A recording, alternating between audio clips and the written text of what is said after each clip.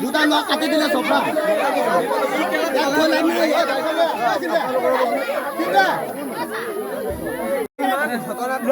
এইটো কাম কৰিছে খোজকাঢ়ি তহঁতে তাৰ পৰা আহিছে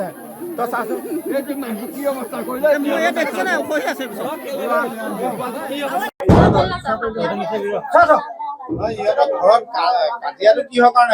মানে একদম ডাঙৰ ঘটনা আমি ৰাইজটো কোনো গম নাপাওঁ মোমায়ে ঘৰতে তাক ভেটি এটা দি ৰাখিলে এতিয়া লাষ্টত সি য'তে ত'তে থাকে কাম বন কৰি হাজিৰা কৰি থাকোঁতে যোৰহাটত থাকিলে যোৰহাটৰ পৰা ছোৱালী আনিলে যোৰহাটৰ ছোৱালীজনী আনোতে অসুখ হৈ গ'ল অসুখত আগত সন্তান দুটা যত্ন হ'ল এটা 12 বছৰ এটা 7 বছৰ মানুহজনীক অসুখত ডিব্ৰুগড়ো নিলে মেডিকেলত তেওঁ ঘৰতে মৃত্যু হ'লেই অসুখত মানে বচাব নোৱাৰিলে নোৱাৰা কাৰণে সি ৰাইজে সমাজ নিকাচ পাতি আজৰি কৰিলে কৰাৰ পাছত আছে আৰু সি হাজিৰা কৰি থাকে ল'ৰা তাক পঢ়ুৱাই থাকে স্কুললৈও নি থাকে চাইকেলো কিনি দিলে নিজেও লৈ যায় ইমান সন্মান ডবল নগা দা এখন আছে তাৰ কপিদা এইখন আমাৰ মাজুলীত চলা নাই আৰু সেই দাখন লৈ সি ঘূৰি ফুৰে তেতিয়া মই এদিন তাক সুধিলোঁ তই দাখন লৈ কেলৈ ঘূৰি ফুৰ বোলে দাস তই বোলে গম নাপাৱ এই দাখন বোলে মোৰ মানে নিজৰ ককাই ভাই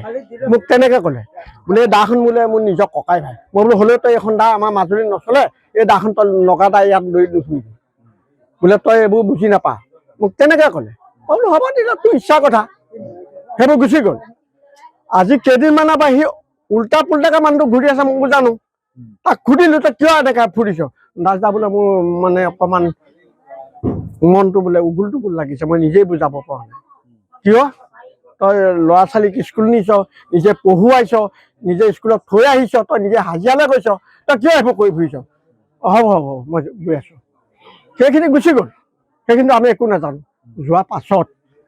আমিতো গাঁৱৰ গোট জ্ঞাতি চব আছে আমাৰ দাঁতত এনেকুৱা জীৱনত কেছ হোৱাই নাই নোহোৱাৰ পাছত আবেলি মানে ঘুটুককে সি হাজিৰাৰ পৰা আহি পটককে ভিতৰত সোমাই গ'ল আহি গ'ল আহি নিজৰ ল'ৰা সন্তান আপোনালোকে চক পঢ়ি থাকোঁতে একদম দা আনি লগালগ ঘপাঘপ মাৰিয়ে দিলে যি ৰাখিবলৈ আহিছে তাকো ঘপিয়াই দিছে সিটোৱে দিছে তাকো ঘপিয়াই দিছে যিটোৱে ৰাখিছে মানে অন্ততঃ 7জনমান মানুহ হৈছে 7জনক ঘপিয়াই দিছে মানে আৰু এতিয়া যিকেইজন গৈছে তাৰ 3জন সংকটজনক আছে আমি মুঠতে এটাই অনুৰোধ কৰিছোঁ মামালে এই মানুহজনক ফাঁচি দিব লাগে ফাঁচি দিব আমি ফাঁচি অনুৰোধ বিচাৰিছোঁ আমাৰ এই গাঁৱত মাজুলীৰ ভিতৰত এনেকুৱা ঘটনা হোৱা নাই আৰু হ'ব নালাগে হিমন্ত বিশ্ব শৰ্মা ছাৰে এই মানুহজনক ফাঁচি দিব লাগে আমি ফাঁচি বিচাৰিছোঁ যিকোনো খবৰৰ বাবে যোগাযোগ কৰক আমাৰ এই নম্বৰত 9181 307 221